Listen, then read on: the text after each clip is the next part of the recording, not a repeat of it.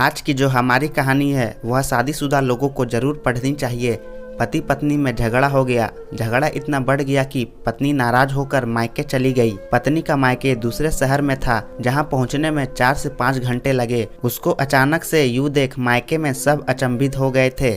माँ ने पूछा कि बेटे यूं अचानक, तो पत्नी ने कहा कि ऐसे ही 4-5 दिन के लिए रेस्ट करने आई हूँ। पत्नी अपने मायके में आराम से रह रही थी। माँ के हाथ के गरम गरम व्यंजन और जलेबी खा रही थी। उसकी वहाँ पहुँचने के बाद लॉकडाउन भी लग गया था। शायद लॉकडाउन भी उसके मायके आने का इंतजार कर रहा था। कई दिन बीत जाने के बाद पत्नी को पति की याद आने लगी, क्योंकि उसे अपने पति से बात करे हुए काफी टाइम हो गया था। उसने फोन नहीं किया तो उसके पति ने भी उसको फोन नहीं किया था, क्योंकि वह भी उससे बहुत नाराज था। पति घर पर अकेले ही था। जो कुछ उसे बनाना आता उसे ही बना के किसी तरह अपना गुजारा कर रहा था। पत्नी को अपने पति की याद सताने लगी। अपना ही मायका अब उसे काट रहा था।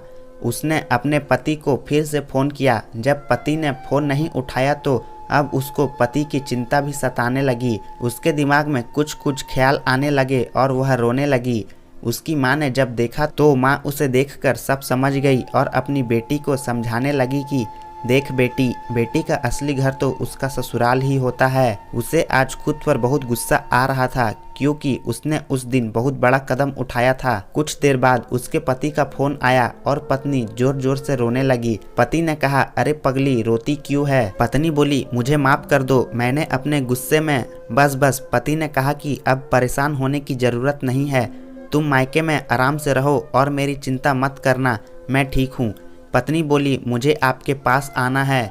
इसी वक्त मुझे आपसे माफ़ी मांगनी है। मुझे एहसास हो गया कि मैं गलत थी। अब कभी भी ऐसी गलती नहीं करूँगी। पति ने कहा, पर अभी कुछ दिन वहीं रहो, क्योंकि अभी फ्लू है।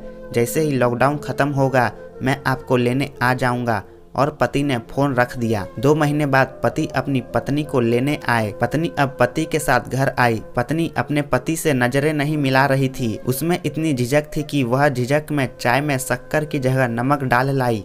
वह चाय लेकर बाहर आई और चाय अपने पति के सामने रखी। पति ने जैसे ही चाय पी वो एकदम गुस्से में आ गए। उसने अपने पत्नी को चाय पीने को कहा।